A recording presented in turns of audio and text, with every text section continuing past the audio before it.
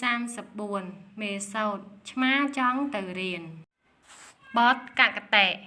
ពេលព្រឹកព្រលឹមនារីញញឹមរៀបចំកាយាស្លៀកពាក់ស្អាតបានស្រស់ស្រូបអាហារនាងលាម៉ាក់ប៉ា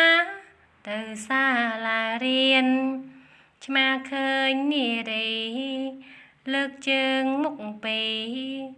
ធ្វើរឹកអៀនព្រានចង់សុំទៅដែរតែឆ្មាមិនហ៊ានរវល់តែអៀននាងទៅរៀនបានការរៀនពាក្យកអំណានពាក្យរឹកពាអានថារឹកពាកាយាអានថាកាយាខពន្យល់ពាក្យរឹកពាបែបបទសណ្ដាប់ធ្នាប់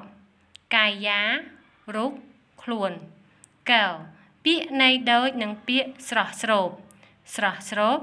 ទទួលទានហូបពិសាស៊ីឆៃឆាន់សោយបរិភោគសំណួរ1តើពេលព្រឹកព្រលឹម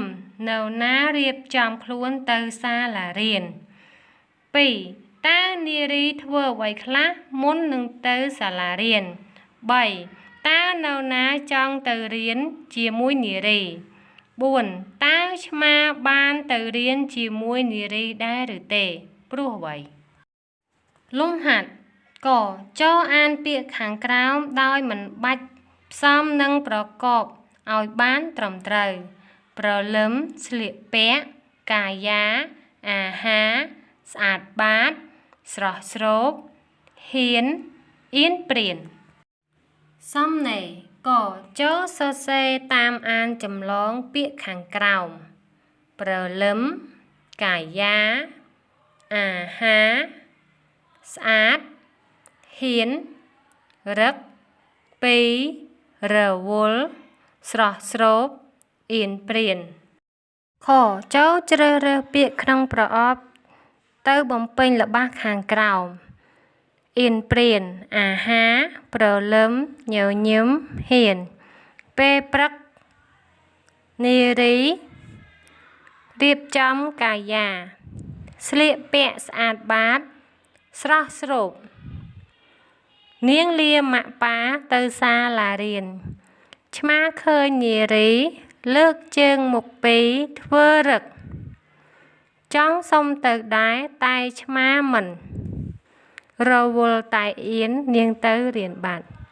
កែវចូលមើលរូបរួចបំពេញល្បះខាងក្រោម